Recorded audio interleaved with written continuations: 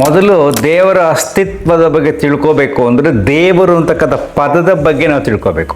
ಬೆಳೀತಾ ಬೆಳೀತಾ ಬಂದಾಗ ಮನಸ್ಸು ವಿಕಾಸವಾದಾಗ ದೇವರು ಅಂದರೆ ಹಿಂಗೆ ಅಂತ ಇಲ್ಲ, ಫ್ರಿಸ್ಕ್ ಇದೇ ಥರ ದೇವರು.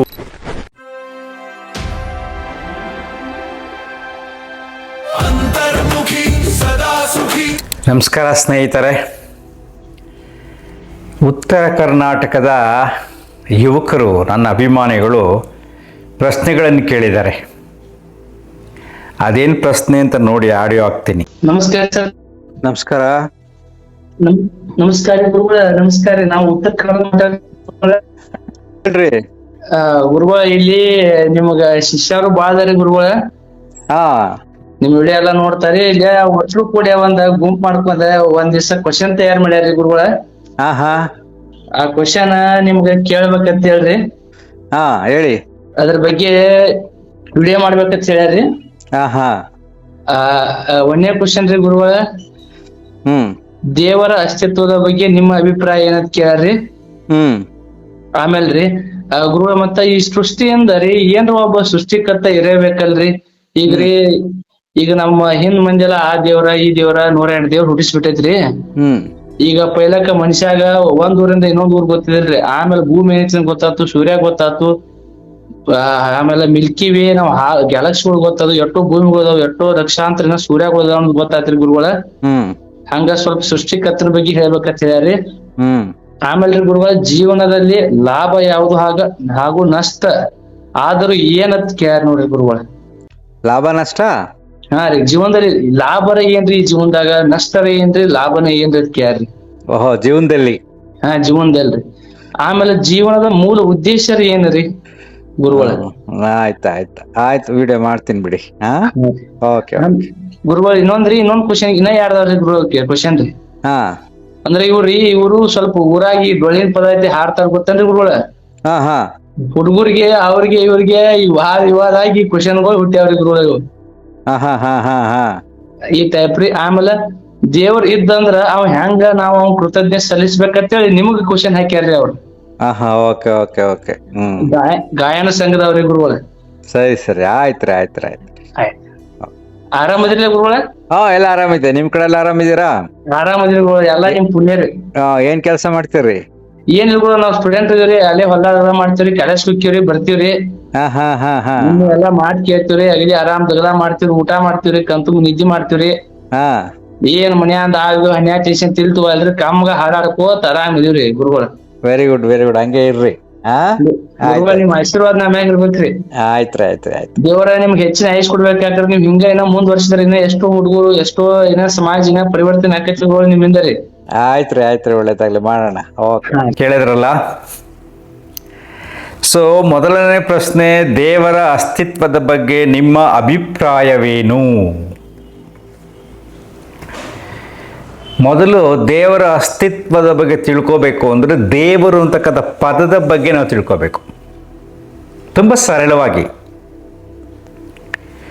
ಈಗ ಚಿಕ್ಕ ಮಗುವಾಗಿದ್ದಾಗ 3 ತಿಂಗಳು 6 ತಿಂಗಳು 1 ವರ್ಷ ಮಗುವಾಗಿದ್ದಾಗ ಅದಕ್ಕೆ ದೇವರು ಯಾರು, ಅದಕ್ಕೆ ರಕ್ಷಣೆ ಯಾರು, ಅದಕ್ಕೆ ಆಹಾರ ಕೊಡೋರು ಯಾರು, ಅದು ಏನೇನೂ ಗೊತ್ತಾಗಲ್ಲ. ಏನು ಬೇಕಾದ್ರೂ ಮಾಡುತ್ತೆ, ಏನು ಬೇಕಾದ್ರೂ ತಿಂದ್ಬಿಡುತ್ತೆ, ಏನು ಗೊತ್ತಾಗಿರತಕ್ಕಂಥ ಮಗುವಿಗೆ ಆಗ ದೇವರು ತಾಯಿ ಅಪ್ಪ ಅಮ್ಮ ಅಂತ ಕರಿತೀವಲ್ವಾ. ಸರಳ, ಏನು ದೊಡ್ಡ ಕಾಂಪ್ಲಿಕೇಶನ್ ಅಲ್ಲ ದೇವ್ರ ಬಗ್ಗೆ ತಿಳ್ಕೊಳ್ಳೋದು.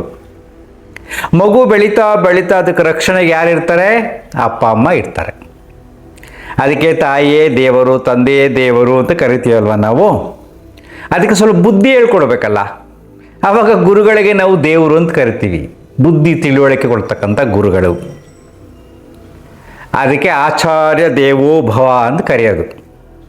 ಈ ಕೆಲವಾರು ಪದಗಳು ಬರ್ತವೆ. ಹಾಗೆ ನೀವು ಜೀವನದಲ್ಲಿ ಬೆಳೀತಾ ಬಂದಾಗ, ಮನಸ್ಸು ವಿಕಾಸವಾದಾಗ, ಬುದ್ಧಿ ಬಂದಾಗ, ನೀವು ಕೆಲಸ ಮಾಡೋಕ್ಕೆ ಪ್ರಾರಂಭ ಮಾಡಿದಾಗ ಆಗಲೂ ಕೂಡ ನಿಮ್ಮ ಸಮಸ್ಯೆಗಳು ಬರ್ತವೆ, ಆಗಲೂ ಕೂಡ ನಿಮ್ಮ ಮನಸ್ಸಿಗೆ ಸಮಸ್ಯೆಗಳು ಬರ್ತವೆ.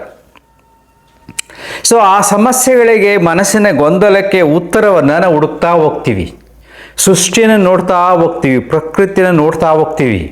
ಆಗ ನೋಡ್ತಾ ಹೋದಾಗ ನನ್ನ ಬುದ್ಧಿಗೆ ನಿಲುಕದ ಯಾವುದೋ ಒಂದು ಶಕ್ತಿ ಇದೆ. ಅರ್ಥ ಆಗಲ್ಲ, ನನ್ನ ಬುದ್ಧಿ ಸೀಮಿತವಾದ ಬುದ್ಧಿ. ಪ್ರತಿಯೊಬ್ಬ ವ್ಯಕ್ತಿಯ ಮನಸ್ಸು, ತಿಳುವಳಿಕೆ, ಬುದ್ಧಿ ಏನೇನೆಲ್ಲ ಕರಿತೀವೋ ಅದೆಲ್ಲವೂ ಕೂಡ ಸೀಮಿತವಾದದ್ದು. ಇದನ್ನು ಮೊದಲು ಅರ್ಥ ಮಾಡ್ಕೊಳ್ಳಿ ಈ ಸತ್ಯವನ್ನು. ಒಬ್ಬ ಎಕ್ಸ್ಪರ್ಟ್ ಡಾಕ್ಟರ್ ಆದರೆ, ಆರ್ಟ್ ಸರ್ಜನ್ ಆದರೆ, ಅವ್ರ ಮನೆಯಲ್ಲಿ ಕಾರ್ ಕೆಟ್ಟೋದ್ರೆ, ಮೊಬೈಲ್ ಕೆಟ್ಟೋದ್ರೆ, ಬೇರೆ ಏನಾರು ಕೆಟ್ಟೋದ್ರೆ ರಿಪೇರಿ ಮಾಡೋಕ್ಕೆ ಬರೋದಿಲ್ಲ. ಏರೋಪ್ಲೇನ್ ಓಡ್ಸೋಕ್ಕೆ ಬರೋದಿಲ್ಲ, ಏರೋಪ್ಲೇನ್ ರಿಪೇರಿ ಮಾಡೋಕ್ಕೆ ಬರೋದಿಲ್ಲ. ಆರ್ಟ್ ಸರ್ಜನ್ ಎಕ್ಸಾಂಪಲ್ ಹೇಳ್ತಾ ಇರೋದು. ಸೊ ಹೀಗೆ ಪ್ರತಿಯೊಬ್ಬ ವ್ಯಕ್ತಿಗೂ ಸೀಮಿತವಾದ ಜ್ಞಾನ ಇದೆ. ಸೊ ಈ ಸೀಮಿತವಾದ ಜ್ಞಾನದಲ್ಲಿ ನಮಗೆ ಏನು ಗೊತ್ತಾಗಲ್ವೋ, ಗೊತ್ತಾಗದೇ ಇರೋದಕ್ಕೆ ದೇವರು ಅಂತ ಹೆಸರಿಡ್ತೀವಿ. ದೇವರು ಅಂದರೆ ಹಿಂಗೆ ಅಂತ ಇಲ್ಲ, ಫ್ರಿಸ್ಕ್ರೈಬ್ ಇದೇ ಥರ ದೇವರು, ಇದೇ ಥರ ದೇವರು ಅಂತ ಇಲ್ಲವೇ ಇಲ್ಲ. ಈ ಸತ್ಯ ನೀವು ಅರ್ಥ ಮಾಡ್ಕೊಳ್ಳಿ. ಯಾಕೆಂದರೆ ಹಿಂದೂಗಳಿಗೆ ಕೃಷ್ಣ ದೇವರು, ರಾಮ ದೇವರು, ಬೇರೆ ಬೇರೆ ಎಲ್ಲ ಮೇಕಾಸ್ ದೇವತೆಗಳೆಲ್ಲ ಇದ್ದಾರೆ, ದೇವಿ, ಶಿವ ಹೀಗೆಲ್ಲ ಇದ್ದಾರೆ. ಆದರೆ ಮುಸ್ಲಿಮ್ಸ್ಗೆ ಬರೀ ಅಲ್ಲಾ ಒಬ್ಬನೇ, ಅವನೇ ದೇವರು. ಅವರು ಕೋಟ್ಯಾಂತರ ಜನ ಇದ್ದಾರೆ. ಕ್ರಿಶ್ಚಿಯನ್ಸ್ಗೆ ಜೀಸಸ್ ಮಾತ್ರ ದೇವರು. ಸೊ ಬುದ್ಧಿಸಮ್ ಫಾಲೋ ಮಾಡೋರಿಗೆ ಬುದ್ಧನೇ ದೇವರು. ಹೀಗೆ ಬೇಕಾಷ್ಟು ರಾಶಿ ಇದೆ ಅಲ್ವಾ. ಅಂದರೆ ಅವರವರ ತಿಳುವಳಿಕೆಯ ಮಟ್ಟಕ್ಕೆ, ಬುದ್ಧಿಮಟ್ಟ ಅಂತ ಇದಕ್ಕೆ ಹೇಳ್ತೀವಲ್ಲ, ಆಗಲಿಲ್ಲ ನಾವು, ಸೀಮಿತವಾದ ಜ್ಞಾನ. ಸೀಮಿತವಾದ ಜ್ಞಾನದಲ್ಲಿ ಅಗೋಚರವಾದ ಶಕ್ತಿಯ ಬಗ್ಗೆ ಒಂದು ವಿವರಣೆ ಕೊಡ್ತಾರಲ್ಲ, ಅದನ್ನೇ ದೇವರು ಅಂತ ಕರೆಯೋದು. ಅದು ಕೂಡ ಸತ್ಯ ಅಲ್ಲ. ಯಾಕಂದರೆ ಎಲ್ಲೆಲ್ಲೋ ಪ್ರಪಂಚ ವಿಶಾಲವಾಗಿದೆ, ಭೂಮಿನ ಎಷ್ಟು ದೊಡ್ಡದಿದೆ, ಯಾವ್ಯಾವುದೋ ಥರದ ಆಚರಣೆಗಳಿದೆ, ವಿಚಿತ್ರವಾದ ಆಚರಣೆಗಳಿದೆ, ಅವ್ರಿಗೆ ಅದೇ ದೇವರು. ಈಗ ನನ್ನ ಅಭಿಪ್ರಾಯದಲ್ಲಿ ಯಾವುದು ನನಗೆ ಗೊತ್ತಿಲ್ಲವೋ ಅದನ್ನು ನಾನು ದೇವರು ಅಂತ ಕರಿತೀನಿ. ಯಾವುದರಿಂದ ನಾನು ರಕ್ಷಣೆ ಪಡೆದಿದ್ದೀನೋ, ತಂದೆ ತಾಯಿಂದ ಹಿಡಿದು ನಾನು ಸಾಯೋವರೆಗೆ ಯಾವುದು ನನಗೆ ಶಕ್ತಿ ಸಿಗುತ್ತೋ, ರಕ್ಷಣೆ ಸಿಗುತ್ತೋ, ಅದನ್ನು ದೇವರು ಅಂತ ನಾನು ಕರಿತೀನಿ. ಸೊ ನನ್ನ ಅಭಿಪ್ರಾಯದಲ್ಲಿ ಕೇಳುವುದಾದರೆ, ನನ್ನ ಅಸ್ತಿತ್ವಕ್ಕೆ ಕಾರಣವಾದ ಪ್ರತಿಯೊಂದು ವ್ಯಕ್ತಿಗಳು, ಪದಾರ್ಥಗಳು, ಪ್ರಕೃತಿಗಳು ಎಲ್ಲವೂ ದೇವರೇ. ಪಂಚಭೂತಗಳೇ ದೇವರು ನನ್ನ ಪ್ರಕಾರ. ಉಳಿದಿದ್ದೆಲ್ಲವೂ ಮನಸ್ಸಿನಲ್ಲಿ ಉಂಟಾಗಿರತಕ್ಕಂಥ ಕೆಲವಾರು ಚಿಂತನೆಗಳು, ಸೀಮಿತವಾದ ಚಿಂತನೆ. ಅದು ತುಂಬ ಏನು ಜಾಸ್ತಿ ಏನಲ್ಲ. ಯಾಕೆಂದರೆ ಬರೀ ಕೇವಲ 50 ಕಿಲೋಮೀಟ್ರ್ 100 ಕಿಲೋಮೀಟ್ರಲ್ಲೇ ದೇವರುಗಳು ಬೇರೆ ಬೇರೆ ಇದ್ದಾರೆ. 200 ಕಿಲೋಮೀಟ್ರ್ 300 ಕಿಲೋಮೀಟ್ರಲ್ಲೇ ದೇವರುಗಳು ಬೇರೆ ಬೇರೆ ಇದ್ದಾರೆ. ತಮಿಳುನಾಡಲ್ಲಿ ದೇವರುಗಳು ಬೇರೆ ಬೇರೆ, ಕೇರಳದಲ್ಲಿ ದೇವರುಗಳು ಬೇರೆ ಬೇರೆ ಅಲ್ವಾ. ಕರ್ನಾಟಕದಲ್ಲಿ ಕೂಡ ನೀವು ಕೋಸ್ಟಲ್ ಆ ಕಡೆ ಎಲ್ಲ ಹೋದರೆ, ಕರಾವಳಿ ಕಡೆ ಹೋದರೆ ಅಲ್ಲಿರ್ತಕ್ಕಂಥ ದೇವರುಗಳು ಬೇರೆ ಬೇರೆ. ಈ ಕರ್ನಾಟಕದಲ್ಲಿ ಬೀದರ್, ಗುಲ್ಬರ್ಗ ಅಲ್ಲಿರ್ತಕ್ಕಂಥ ದೇವರುಗಳ ಬಗ್ಗೆ ಚಿಂತನೆಗಳು ಬೇರೆ ಬೇರೆ, ದೇವರುಗಳೇ ಬೇರೆ ಬೇರೆ. ಬರೀ ಇಷ್ಟರಲ್ಲೇ ಇನ್ನು ಪ್ರಪಂಚದಲ್ಲಿ ಎಷ್ಟಿದೆ. ಸೊ ಅದಕ್ಕೆ ದೇವರ ಬಗ್ಗೆ ತಲೆ ಕೆಡಿಸ್ಕೊಳ್ಳೋಕೆ ಹೋಗಬಾರ್ದು. ಈಗ ನಿನಗೆ ಯಾವುದು ರಕ್ಷಣೆ ಕೊಡ್ತಾ ಇದೆಯೋ, ಯಾವುದರಿಂದ ನೀನು ಬದುಕಿದ್ದೀಯೋ ಅದು ಕೂಡ ಅಗೋಚರವಾದ ಅದ್ಭುತವಾದ ಶಕ್ತಿ. ಗಾಳಿ ನನಗೆ ದೇವರು, ನೀರು ಸಣ್ಣದೇ ನೀರು, ಆ ನೀರು ನನಗೆ ದೇವರು, ಈ ಭೂಮಿ ನನಗೆ ದೇವರು, ಅದೇ ನನಗೆ ಆಹಾರ ಸಿಗ್ತಾ ಇದೆ. ಆಕಾಶ ನನಗೆ ದೇವರು, ಯಾಕೆಂದರೆ ಎಷ್ಟೊಂದು ವಿಶಾಲವಾಗಿದೆ, ಅಲ್ಲಿ ಮೋಡಗಳು ಕಟ್ಟಿ ಮಳೆ ಬರುತ್ತೆ. ಆಕಾಶವೇ ನನಗೆ ದೇವರು, ಸೂರ್ಯನ ಬೆಳಕು ಅದೇ ನನಗೆ ದೇವರು ಅಲ್ವಾ. ಸೊ ಮ್ಯಾಗ್ನೆಟಿಕ್ ಎನರ್ಜಿ ಕರಿತಾ ಇರ್ತೀವಿ ನಾವು. ಮ್ಯಾಗ್ನೆಟಿಕ್ ಎನರ್ಜಿ ಇಲ್ಲ ಅಂದರೆ ಕರೆಂಟೇ ಬರೋದಿಲ್ಲ. North pole south pole energy pass ಆಗ್ತಿರುತ್ತೆ, ಅದು ನನಗೆ ದೇವರು. ಗುರುತ್ವಾಕರ್ಷಣ ಶಕ್ತಿ, ಗ್ರಾವಿಟೇಷನಲ್ ಫೋರ್ಸ್ ಅಂತ ಏನು ಕರಿತೀವೋ ಅದು ನನಗೆ ದೇವರು. ಯಾಕಂದಿಲ್ಲ ನಾವು ತೇಲಾಡ್ತಾ ಇದ್ವಿ, ಗಿಡ ಮರ ಬೆಳೀತಿರ್ಲಿಲ್ಲ. ಹೀಗೆ ಚಿಂತನೆ ಮಾಡಿದಾಗ ನಿನ್ನ ಬದುಕಿಗೆ ಕಾರಣವಾದದ್ದು ಯಾವುದೋ ಅದು ದೇವರು, ಆ ಪದ. ಮತ್ತೆ ನನಗೆ ಯಾವುದು ಗೊತ್ತಿಲ್ಲವೋ, ಸೀಮಿತವಾದ ಜ್ಞಾನದಲ್ಲಿ ಎಲ್ಲವನ್ನು ಅರ್ಥ ಮಾಡ್ಕೊಳ್ಳೋಕೆ ಸಾಧ್ಯ ಇಲ್ಲ. ಈ ಜೀವನ ಸಾಲಲ್ಲ. ಹಿಂದೂ ಬಗ್ಗೆನೇ, ಹಿಂದೂಯಿಸಂ ಬಗ್ಗೆ ಅರ್ಥ ಮಾಡ್ಕೊಳ್ಳೋಕೆ ತುಂಬ ಕಷ್ಟ. ರಾಶಿ ಪುಸ್ತಕಗಳಿದೆ. ಇನ್ನು ಕ್ರಿಶ್ಚಿಯಾನಿಟಿ ಬಗ್ಗೆ, ಇನ್ನು ಮುಸ್ಲಿಂ ಬಗ್ಗೆ, ಗುರುನಾನಕ್, ಬೇರೆ ಬೇರೆ ಏನೇನು ಧರ್ಮಗಳಿದೆಯೋ ಎಲ್ಲವನ್ನೂ ಅರ್ಥ ಮಾಡ್ಕೊಂಡು ಏನಪ್ಪ ಮಾಡ್ತೀರಾ. ಸೊ ಅದರಿಂದ ಗೊತ್ತಿಲ್ಲ ಅನ್ನುವುದು ಕೂಡ ದೇವರು. ನನಗೆ ಗೊತ್ತಿಲ್ಲಪ್ಪ, ಪದ ಕೊಟ್ಟಿದ್ದೀನಿ ಅಷ್ಟೇ. ಸದ್ಯಕ್ಕೆ ನನ್ನ ಅಸ್ತಿತ್ವಕ್ಕೆ ಕಾರಣವಾದ ಶಕ್ತಿ ಏನಿದೆಯೋ ಅದೇ ದೇವರು. ಇದು ಒಂಥರ ಚಿಂತನೆ, ನನ್ನ ತಿಳುವಳಿಕೆ ಸೀಮಿತವಾದದ್ದು. ಎರಡನೇ ಪ್ರಶ್ನೆ ಏನು, ಸೃಷ್ಟಿಕರ್ತ ಯಾರು? ಅಲ್ಲಿ ಎಕ್ಸ್ಪ್ಲೇನ್ ಮಾಡಿದ್ದಾರಪ್ಪ. ಈಗ ನಮ್ಮ ಭೂಮಿ ಅಂತ ಗೊತ್ತಾಯಿತು, ಸೂರ್ಯಮಂಡಲ ಗೊತ್ತಾಯಿತು, ಅದಾದ್ಮೇಲೆ ಇನ್ನೂ ಇದೆ, ಮಿಲ್ಕಿ ವೇ ಇದೆ, ನೂರಾರು ಸೂರ್ಯಗಳಿದ್ದಾರೆ ಅಂತ ನಾವು ತಿಳ್ಕೊತಾ ಇದ್ದೀವಿ. ಇದೆಲ್ಲ ಇರಬೇಕಾದ್ರೆ ಇದರ ಸೃಷ್ಟಿಕರ್ತ ಯಾರು? ಅಯ್ಯೋ ರಾಮ, ಭೂಮಿ ನಾವು ಬರೀ ಮಂಗಳ ಗ್ರಹಕ್ಕೆ ಹೋಗೋಕ್ಕೆ ಎಷ್ಟೊಂದು ಕಷ್ಟಪಡ್ತಾ ಇದ್ದೀವಿ, ವರ್ಷಾನುಗಟ್ಟಲೆ ಹೋಗ್ಬೇಕು. ಇನ್ನು ಸೂರ್ಯನ ಹತ್ರ ಹೋಗ್ಬೇಕಾದ್ರೆ ಹೋಗೋಕ್ಕಾಗತ್ತಾ? ಕೇವಲ ನಮ್ಮ ಕಣ್ಣಿಗೆ ಕಾಣತಕ್ಕಂಥ ಗ್ರಹಗಳ ಹತ್ರನೇ ಹೋಗೋದೇ ಕಷ್ಟ, ಸೂರ್ಯನ ಹತ್ರನೇ ಹೋಗೋಕ್ಕಾಗಲ್ಲ. ಇನ್ನು ನೂರಾರು ಸೂರ್ಯ ಇದ್ದಾರೆ ಅಂತ ಹೇಳ್ತಾರೆ, ಸೃಷ್ಟಿ ಇಷ್ಟನ್ನೆಲ್ಲ ಇರ್ತದಂತ. ಯಾವ ಶಕ್ತಿ ಅದನ್ನು ಸೃಷ್ಟಿಸಿದೆ ಅಂತ ಯಾವುದಾರು ಅಂದರೆ ಆ ಶಕ್ತಿನ ಸೃಷ್ಟಿ ಮಾಡಿದವರು ಯಾರು? ಯೋಚನೆ ಮಾಡಿ. ಆಯ್ತಪ್ಪ, ಯಾವುದೋ ಒಂದು ದೇವರು ಈ ಸೃಷ್ಟಿಯನ್ನು ಸೃಷ್ಟಿ ಮಾಡಿತು, ಅವನಿಲ್ಲಾಂದ್ರೆ ಯಾರಪ್ಪ ಮಾಡ್ತಿದ್ರು ಅಂತ ಹೇಳ್ಬೋದು, ಯಾರೋ ಒಬ್ಬ ವ್ಯಕ್ತಿ ಮಾಡಿದ್ದಾನೆ ಅಂತ ಹೇಳ್ಬೋದು. ಆ ರೀತಿ ಹೇಳ್ಬೇಕಾದ್ರೆ ಅವನನ್ನು ಸೃಷ್ಟಿ ಮಾಡಿದಾರೆ ಯಾರು? ದ ಕ್ವಶನ್ ಆ್ಯಂಡ್ ಪ್ರಶ್ನೆ ಮುಗಿತಲ್ಗೆ. ಅಂದರೆ ಗೊತ್ತಿಲ್ಲ. ಸೊ ನಮಗೆ ಗೊತ್ತಾಗೋದೂ ಇಲ್ಲ. ನಂದು ಎಷ್ಟೊಂದು ಸೀಮಿತ ಜ್ಞಾನ, ಕಣ್ಣು ಎಷ್ಟು ದೂರ ನೋಡುತ್ತೆ? ಒಂದು ಅರ್ಧ ಕಿಲೋಮೀಟ್ರು, ಈ 3 ಕಿಲೋಮೀಟ್ರಲ್ಲಿ ಏನಿದೆ ಅಂತ ಈ ಕಣ್ಣಿಗೆ ಗೊತ್ತಾಗೋದಿಲ್ಲ ಅಲ್ವಾ? ಸೊ ಎಲ್ಲ ಸೀಮಿತವಾದ ಜ್ಞಾನದಲ್ಲಿ ಸೃಷ್ಟಿಕರ್ತನ ಅರ್ಥ ಮಾಡ್ಕೊಳಕ್ಕಾಗಲ್ಲ. ಸದ್ಯಕ್ಕೆ ಯಾವುದಿದೆ, ಇಲ್ಲಿ ಏನಿದೆ, ಅದನ್ನು ನೀನು ಉಪಯೋಗಿಸ್ಕೊಂಡು ಬದುಕೋದು ಕಲಿ. ತಲೆ ಕೆಡ್ಸ್ಕೊಳಕ್ಕೆ ಹೋಗ್ಬೇಡಿ. ಸೃಷ್ಟಿಕರ್ತ ಯಾರು? ಯಾರಿಗೂ ಗೊತ್ತಿಲ್ಲ. ಗೊತ್ತಿಲ್ಲದನ್ನ ಏನೇನು ತಿಳ್ತಾರೆ? ದೇವರೇ ಸೃಷ್ಟಿಕರ್ತ. ಮುಗ್ದಾಯ್ತು ಅಲ್ವಾ? ಸೊ ಮೂರನೇ ಪ್ರಶ್ನೆ, ದೇವರಿಗೆ ಕೃತಜ್ಞತೆ ಸಲ್ಲಿಸುವುದು ಹೇಗೆ? ಯಾವುದು ನಮಗೆ ನನ್ನ ಬದುಕಿಗೆ ಕಾರಣವಾಗಿದೆಯೋ ಅದರ ಬಗ್ಗೆ ಕೃತಜ್ಞತೆಯನ್ನು ಅರ್ಪಿಸುವುದೇ ನಿಜವಾದ ಪೂಜೆ ಮತ್ತು ಸಾಧನೆ, ಸೇವೆ. ಒಂದು ಸಾಧನೆ ಅದು ಕೃತಜ್ಞತೆ ಅರ್ಪಿಸೋದು. ಉದಾಹರಣೆಗೆ ಹೇಳಬೇಕು ಅಂದರೆ ಅಪ್ಪ ಅಮ್ಮ ಅಂತ ಇಟ್ಕೊಳ್ಳಿ, ಅವರೆಲ್ಲ ನಮ್ಮ ಬದುಕು ಈ ರೀತಿ ಬರ್ತಾ ಇತ್ತಾ? ನಾವು ಯಾವತ್ತಾದ್ರೂ ನಾನು ಯಾವಾಗಲೂ ಒಂದು ಜೋಕ್ ಮಾಡ್ತಿರ್ತೀನಿ. ಯಾರೋ ಒಬ್ಬ ದಾರಿలో ಫ್ರೆಂಡ್ಸ್ ಬರ್ತಾನೆ, ಫ್ರೆಂಡ್ ಬಂದ್ಬಿಟ್ಟು ಏನೋ ಒಂದು ತಿಂಡಿ ಕೊಡಿಸ್ತಾನೆ, ಖುಷಿ ಆಗುತ್ತೆ ಫ್ರೆಂಡ್ ಬಗ್ಗೆ. ನಾಳೆ ಫೋನಲ್ಲಿ ಮಾತಾಡ್ತೀವಿ ಹಾಗೆ ಹೀಗೆ ಅಂತ. ಒಂದು ಸಿನಿಮಾ ಕರ್ಕೊಂಡು ಹೋಗ್ತಾನೆ, ಒಂದು ಬಟ್ಟೆ ಕೊಡಿಸ್ತಾನೆ, ಅಥವಾ ನೀನು ಒಂದು ವಾಚ್ ಕೊಡಿಸ್ತಾನೆ. ಏನು ಖುಷಿನೋ ಖುಷಿ, ಅವನು ಕಂಡ್ರೆ ಸಾಕು ಮುಖ ಹಿಂಗೆ ಅರಳು ಬಿಡುತ್ತೆ ಅಲ್ವಾ? ಯೋಚನೆ ಮಾಡಿ ನೋಡಿ. ಆಮೇಲೆ ನೆಕ್ಸ್ಟ್ ಡೇ ಬರಮ್ಮ ಹೋಗೋಣ ಅಲ್ಲೋಗೋಣ ಇಲ್ಲ ಟ್ರಿಪ್ ಕರ್ಕೊಂಡು ಹೋಗ್ತಾನೆ, ಇನ್ನೂ ಖುಷಿ ಆಗುತ್ತೆ. ಆ ದಾರಿಯಲ್ಲಿ ಸಿಕ್ಕರೆ ಅವ್ನು ನೋಡಿದ ತಕ್ಷಣ ಮುಖ ಅರಳುತ್ತೆ, ಫ್ರೆಂಡ್ ಫೀಲು ಹೆಂಗೆ ಇರುತ್ತೆ. ಫೋನಲ್ಲಿ ಜಾಲಿಯಾಗಿ ಮಾತಾಡ್ತಾ ಇರ್ತೀರ ಅಲ್ವಾ? ಅದೇ ಅಪ್ಪ ಅಮ್ಮ ನೀನು ಹುಟ್ಟಿದಾಗ್ಲಿಂದ ಒಂದು ಮಗುವಾಗಿದ್ದಾಗಿಂದ ಎಷ್ಟೊಂದು ಖರ್ಚು ಮಾಡಿದ್ದಾರೆ, ನೀನು ಎಷ್ಟು ತಿಂಡಿ ಊಟ ಕೊಟ್ಟಿದ್ದಾರೆ, ಎಷ್ಟು ಬಟ್ಟೆ ಕೊಟ್ಟಿದ್ದಾರೆ, ಎಷ್ಟು ಸರಿ ಹೊರಗಡೆ ಕರ್ಕೊಂಡೋಗಿದ್ದಾರೆ, ಎಷ್ಟು ಸ್ಕೂಲ್ ಫೀಸ್ ಕಟ್ಟಿದ್ದಾರೆ. ಇಷ್ಟೆಲ್ಲ ಮಾಡಿದವ್ರಿಗೆ ನನ್ನ ಹೃದಯದಲ್ಲಿ ಥ್ಯಾಂಕ್ಸ್ ಅನ್ನೋದಿದೆಯಾ?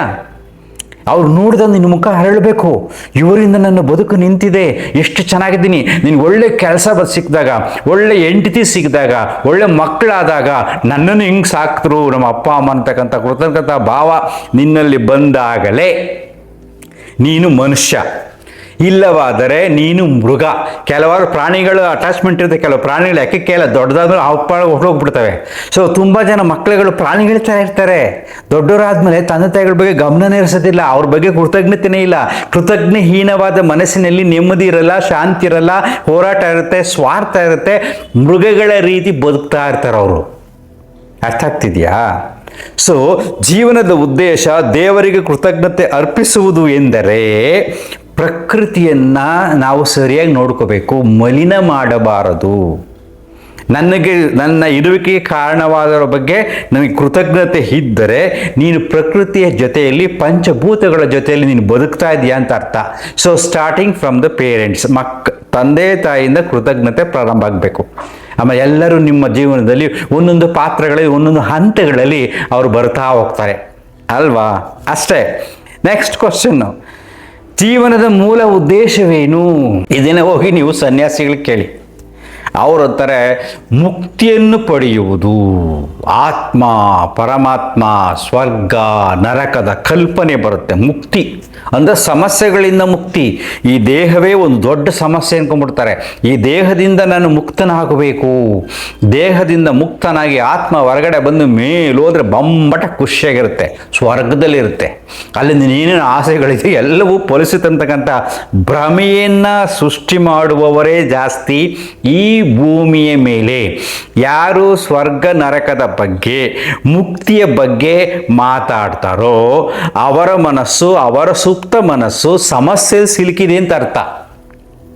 ಯಾಕೆಂದರೆ ಸೃಷ್ಟಿಯ ಮೂಲ ಇನ್ನು ಬೆಳೀತಾ ಬೆಳೀತಾ ಬೆಳೀತಾ ಹೋದಾಗ ಬದಲಾವಣೆ ಆಗ್ತಾನೆ ಇರ್ತದೆ. ಪ್ರಕೃತಿಯ ಮೂಲವೇ ಬದಲಾವಣೆ, ಸೃಷ್ಟಿಯ ಮೂಲವೇ ಬದಲಾವಣೆ, ನನ್ನ ದೇಹವೇ ಬದಲಾಗ್ತಾ ಇದೆ ಪ್ರತಿನಿತ್ಯ ಅಲ್ವಾ. ಈ ಬದಲಾವಣೆಯ ಪರ್ವದಲ್ಲಿ ಮನಸ್ಸಿನಲ್ಲೂ ಬದಲಾವಣೆಗಳಾಗ್ತಾ ಇರುತ್ತೆ. ಇದರ ಬಗ್ಗೆ ಯಾರ್ಯಾರು ಏನೇನು ವಿಶ್ಲೇಷಣೆ ಕೊಡ್ತಾರೋ, ಜೀವನದ ಉದ್ದೇಶ ಅಂದ್ರೇನು ಅಂತ ವಿಶ್ಲೇಷಣೆ ಕೊಡ್ತಾರೋ, ವಿಶ್ಲೇಷಣೆಯ ಆಧಾರದ ಮೇಲೆ ಬದುಕು ಸಾಗುವುದಿಲ್ಲ. ವಾಸ್ತವದ ನೆಲೆಗಟ್ಟಿನಲ್ಲಿ ಈ ಕ್ಷಣ ನನ್ನ ದೇಹದಲ್ಲಿ ಹೇಗಿದೆ, ನಾನು ಸಂಜೆ ಜೋರಾಗಿ ಮೆಣಸೆಕಾಯಿ ತಿಂದ್ಬಿಟ್ಟು ಬೇರೆ ಏನಾದ್ರು ತಿಂದ್ಬಿಟ್ರೆ ಸಮಸ್ಯೆ ಶುರುವಾಗತ್ತೆ ಅಲ್ವಾ. Very simple. ಸೊ ಹೀಗೆ ಎಲ್ಲೋ ಹೊಗೆನೆಲ್ಲ ನಿಂತ್ಕೊಂಡ್ಬಿಟ್ರೆ, ಬೇರೆಲ್ಲ ಹೊರಗಡೆ ಹೋದಾಗ ಏನೇನೆಲ್ಲ ಮಾಡಿದಾಗ ಕ್ಷಣ ಕ್ಷಣದಲ್ಲಿ ದೇಹದ ಮೇಲೆ ಏನೇನು ಎಫೆಕ್ಟ್ ಆಗುತ್ತೋ ಅದನ್ನು ಸರಿ ಮಾಡಿಕೊಂಡು ಈ ಸೀಮಿತವಾದ ಇಂದ್ರಿಯ ಶಕ್ತಿಗಳು ಅಂತ ಕರಿತೀವಿ. ಈಗ ತಿನ್ನೋ ರುಚಿ ಅಂತ ಇರುತ್ತೆ. ಎಷ್ಟಪ್ಪ ತಿಂತೀರಾ? 1 ಜಾಮೂನ್ ಖುಷಿ ಕೊಡುತ್ತೆ, 2 ಇನ್ನೂ ಖುಷಿ ಇರುತ್ತೆ, 3 ಓಕೆ ಖುಷಿ, 10 ತಿಂದ್ಬಿಟ್ರೆ ವಾಂತಿ ಆಗುತ್ತೆ. ಅಂದರೆ ನನ್ನ ಇಂದ್ರಿಯ ಸೀಮಿತ, ಸ್ಪರ್ಶ ಸುಖ ಸೀಮಿತ, ನೋಟ ಸೀಮಿತ, ಕೇಳುವಿಕೆ ಸೀಮಿತ. ಈ ಸೀಮಿತವಾದ ಇಂದ್ರಿಯ ಶಕ್ತಿಗಳನ್ನು ಅನುಭವಿಸ್ತಾ ಆ ಕಾಲಘಟ್ಟದಲ್ಲಿ ಯಾವಾಗ ನಾನು ಆರೋಗ್ಯವಾಗಿದ್ದರೆ ಮಾತ್ರ ನಾನು ಅನುಭವಿಸ್ತೀನಿ. ನನ್ನ ಕಣ್ಣಲ್ಲಿ ನೋವು ಬಂದ್ಬಿಟ್ಟು ಕಣ್ಣು ಮಂಜಾಗಿ ಸುಮ್ಮನೆ ಕಣ್ಣು ಮುಚ್ಕೊಂಡಿದ್ರೆ ಏನು ನನ್ನ ಸೌಂದರ್ಯವನ್ನು ಸವಿಯೋಕ್ಕಾಗತ್ತಾ? ನಾಲ್ಗೆ ಸಮಸ್ಯೆ ಆಗಿ ಗಾಯ ಆಗ್ಬಿಟ್ಟಿದ್ದ ರುಚಿಯನ್ನು ಅನುಭವಿಸೋಕ್ಕಾಗತ್ತಾ?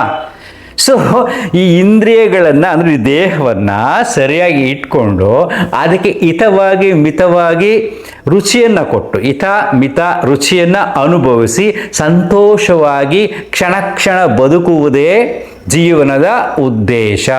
ಕ್ಷಣ ಕ್ಷಣ ಬದುಕಬೇಕಂದ್ರೆ ಸುಮ್ಮನೆ ಬಂದ್ಬಿಡುತ್ತಾ? ನಾನು ಒಳ್ಳೆ ಆ್ಯಪಲ್ ತಿನ್ನಬೇಕು ಅಂತೀನಿ, ಆ್ಯಪಲ್ ತಿನ್ನಬೇಕು ಅಂದರೆ ಹೆಂಗೆ ಸಿಕ್ಬಿಡುತ್ತೆ? ದುಡ್ಡು ಸಂಪಾದನೆ ಮಾಡಬೇಕು, ದುಡ್ಡು ಸಂಪಾದನೆ ಮಾಡಬೇಕು ಅಂದರೆ ನಿನ್ನ ಕೆಲಸ ಮಾಡಬೇಕಪ್ಪ. ಸೊ ಪ್ರತಿಯೊಂದು ಇಂದ್ರಿಯದ ಸುಖದ ಹಿಂದೆ ಶ್ರಮ ಇರುತ್ತೆ. ನೀನು ದುಡಿಮೆ ಮಾಡಬೇಕು, ಅದನ್ನು ತಗೊಂಡು ಅನುಭವಿಸ್ಬೇಕು ಅಷ್ಟೇ.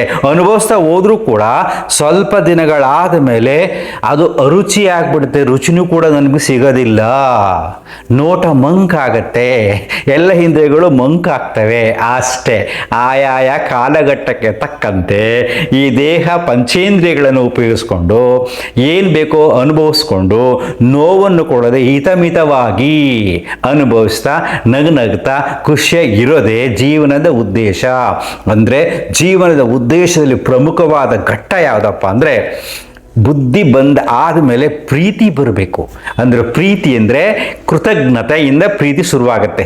ತಂದೆ ತಾಯಿಯಿಂದ ಹಿಡಿದು ಸೃಷ್ಟಿಯಿಂದ ಹಿಡಿದು ಏನೇನು ವಿಚಾರಗಳು ತಿಳ್ಕೊಂಡು ಯಾವುದು ನನಗೆ ಆನಂದವನ್ನು ಕೊಡ್ತಾ ಹೋಗುತ್ತೋ ಅದರ ಬಗ್ಗೆ ಕೃತಜ್ಞತೆ ಬೆಳೆಸ್ಕೋಬೇಕು, ಅದರ ಬಗ್ಗೆ ಗೌರವ ಬೆಳೆಸ್ಕೋಬೇಕು, ಅದರ ಬಗ್ಗೆ ಪ್ರೀತಿಯನ್ನು ಬೆಳೆಸ್ಕೋಬೇಕು.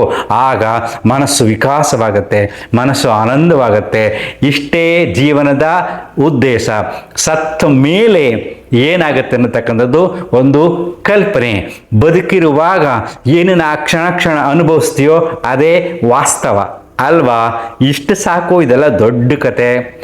ಬರೋದೆಲ್ಲ ಬರಲಿ, ಹೋಗೋದೆಲ್ಲ ಹೋಗಲಿ, ವರ್ತಮಾನದಲ್ಲಿ ಬದುಕಿಗಾಗಿ ಶ್ರಮ ಪಡಲೇಬೇಕು.